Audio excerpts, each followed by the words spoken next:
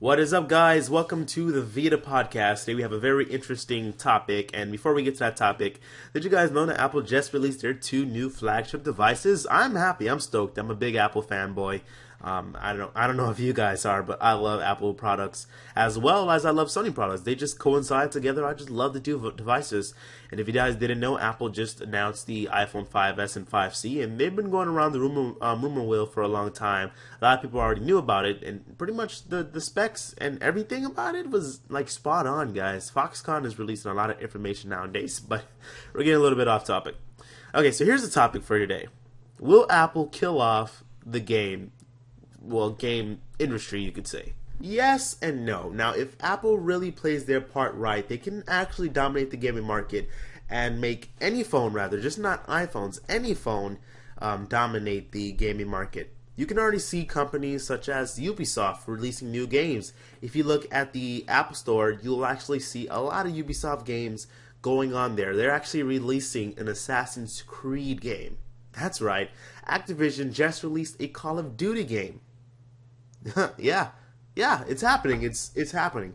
These games we never thought will actually reach to these to these devices, rather, and they're turning them into consoles. Now, one big flaw on the phones are, of course, the screens. I can never play a game on my screen. It just can't happen.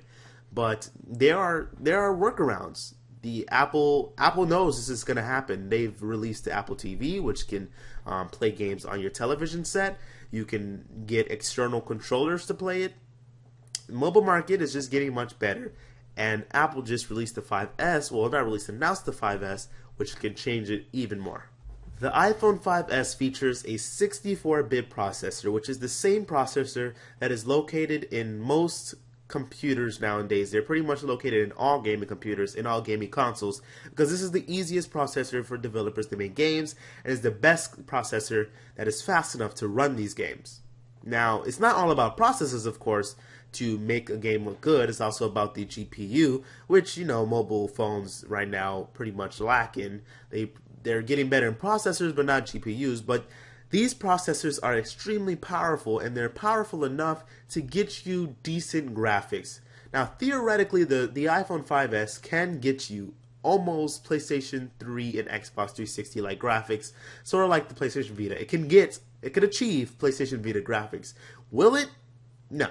Now, why do I say no? It's actually extremely hard for you guys to make a 3D game on an iPhone, where it's extremely easy for consoles, because consoles are more like PCs, where mobile phones are just aliens. That's what you can pretty much say with them. They're not using the same infrastructure as a computer is.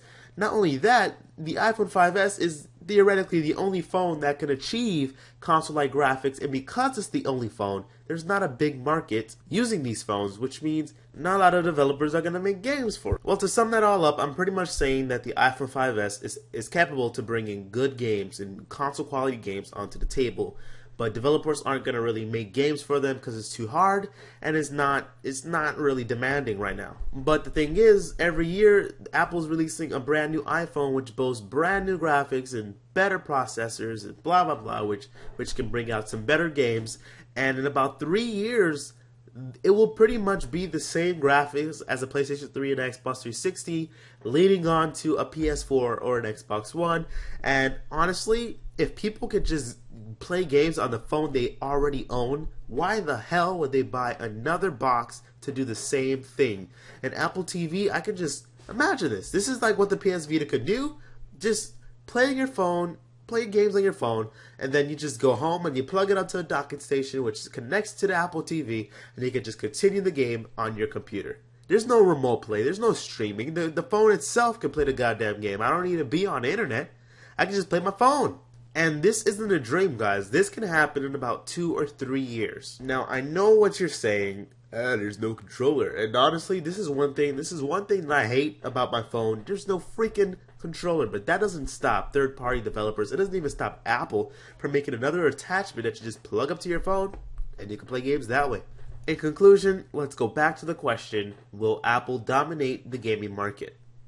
If they want to. If they make changes to their device their device's infrastructure that makes it more like a PC, if they get more third-party support, which they already have a big-ass app store for that, but if they get more major AAA game third-party support, if they make a controller, if they integrate Apple TV in a better way, this can dominate game consoles. And in fact, I will say in about 1 or 2 years, it will.